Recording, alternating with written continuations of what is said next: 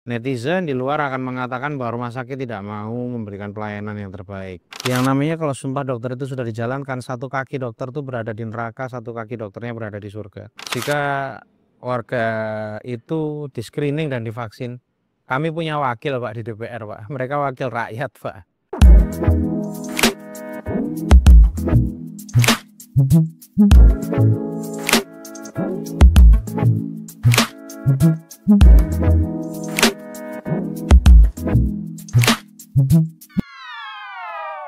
Halo pemirsa semuanya, saya cuma mau menceritakan sedikit dan sedikit bertanya. Ada gelitik di dalam hati. Sebenarnya kesehatan di Indonesia itu kan semuanya ditanggung oleh negara. Bahkan di Undang-Undang 45 pun sudah menyatakan bahwa kesehatan itu adalah bagian dari kewajiban negara untuk mengurus ya.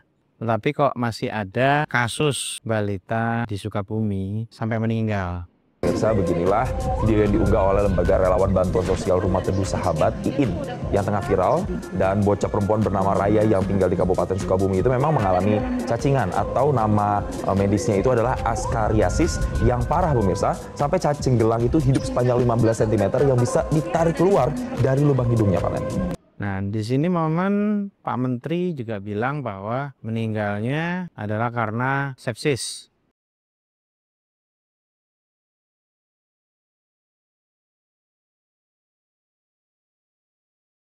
Mungkin lebih tepatnya jika diurutkan, di situ adalah berawal dari cacing yang masuk ke dalam usus, menyumbat, terus masuk ke otak, ke paru-paru, semuanya. Layan di usus ini mengakibatkan penyumbatan dalam bahasa kedokteran yaitu obstruksi ya. Dan akhirnya makannya jadi turun, daya tahan turun, akhirnya terjadi infeksi semuanya. Ya memang berakhirnya adalah meninggalnya karena sepsis, karena daya tahannya turun. Bahasa kedokteran lagi adalah imunokompromis. Tetapi yang perlu kita cermati sekarang adalah bukan hanya bagaimana Pak Menkes bersikap, tetapi yang harus cermati adalah di saat Raya sudah masuk ke rumah sakit, di situ tidak memiliki akta dan diminta untuk mengurus di Dinsos di daerah tersebut, tetapi tidak bisa diurus, dilempar ke sana kemari.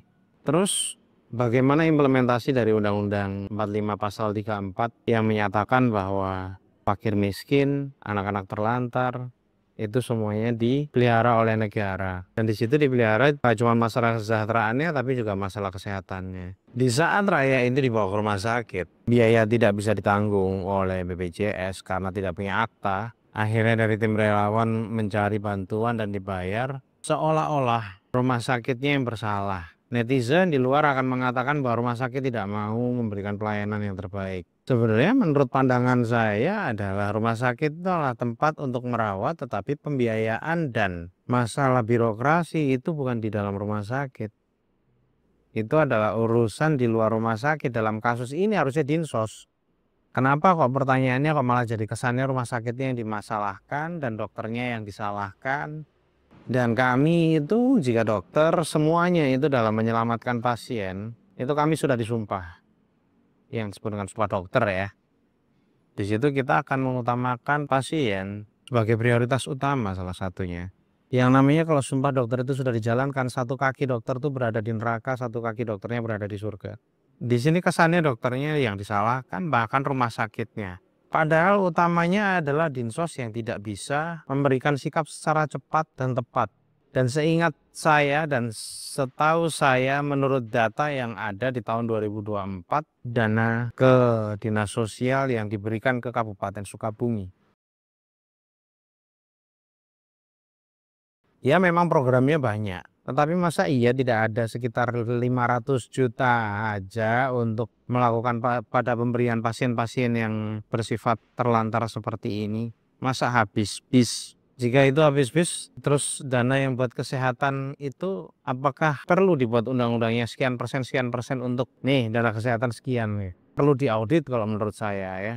Karena uang segitu kalau untuk ngurus kesehatan, untuk program harusnya tidak habis. Dan kalau misalnya itu habis benar-benar untuk ngurus program ya harusnya stunting, terus kondisi warga-warga yang tidak mampu seperti ini ya harusnya terurus semua.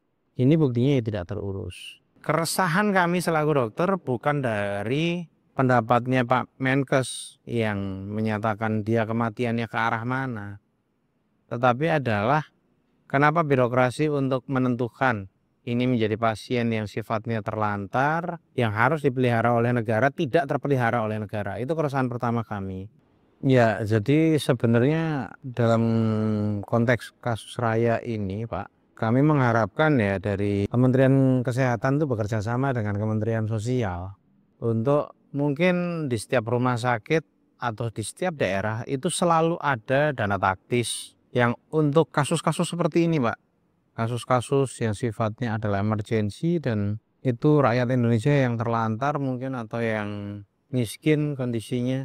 Jika tidak bisa berapa persen ya minimal tentukanlah nominalnya berapa sehingga bisa menolong. Dan ingat jika dari rakyat itu masih ada dalam kondisi yang miskin, sakit tidak terurus, itu tetap Pak pertanggungjawabannya itu nanti akan ditanggung oleh pemimpin-pemimpinnya Pak. Nah di sini pemimpin-pemimpinnya juga harus berpikir bahwa rakyat yang di bawahnya itu memang menjadi tanggung jawabnya, jangan saling menyalahkan sekarang. Karena kalau misalnya tidak terjadi evaluasi di bawah ya otomatis atasnya pasti yang salah. Yang di bawah diberikan sanksi, yang di atas kesannya tenang, sudah memberikan sanksi di bawah, tapi ingat sebenarnya yang di atas ini juga akan bertanggung jawab nanti di akhirat Pak. Dan itu lebih berat daripada pertanggungjawaban di dunia. Ingat itu saja sih Pak. Jadi kami selaku dokter, saya selaku orang yang bergerak di bidang kesehatan menginginkan kritik ini bisa ditanggapi. Jika belum ada regulasinya keuangan yang secara pasti tolong dibuat segera supaya tidak ada lagi rakyatnya yang menjadi korban. Korban dari administrasi dan birokrasi. Itu memalukan sekali Pak. Nah baru keresahan yang kedua adalah jika ini nanti melakukan screening semuanya, khususnya ini kasusnya kan anak-anak ya. Jadi di kasus anak-anak itu kalau untuk vaksin itu sudah ada vaksin BCG yang di situ di dalamnya sudah ada vaksin TBC-nya.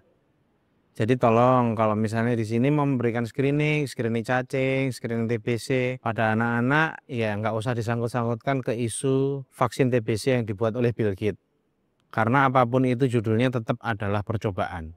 Jadi jangan jadikan rakyat Indonesia sebagai bahan percobaan. Sekalipun itu aman tapi judulnya tetap percobaan Pak. Dan itu menjadikan tetap keresahan kami. Ya kalau berhasil, kalau nggak berhasil, apakah Bapak berani bertanggung jawab akan itu? Jika Bapak Menkes sangat yakin bahwa vaksin TBC itu begitu aman, kami akan tenang Pak. Jika disuruh untuk di screening dan divaksin, kami punya wakil Pak di DPR Pak. Mereka wakil rakyat Pak. Tolong mereka duluan aja Pak, biar kita melihat kalau emang benar-benar aman Pak. Kami yang ketuanya ya Pak, mereka wakilnya, kami ketuanya, kami siap Pak. Ya, tapi tolong Pak, jika itu adalah sifatnya percobaan, jangan jadikan kami yang warga-warga di bawah-bawah ini Pak, dijadikan percobaan. Yang dijadikan wakil kami duluan aja. Kita punya wakil kok Pak, yang bisa mewakilkan kondisi kita Pak. Ya, jadi tolong dicoba diwakil rakyat terlebih dahulu atau mungkin di seputaran keluarga-keluarga terdekat dari Bapak mungkin ya tidak apa-apa ya. Nanti kalau itu memang beres loh, kami dokter-dokter ini ya siap-siap aja Pak untuk menjalankan kalau memang benar-benar aman.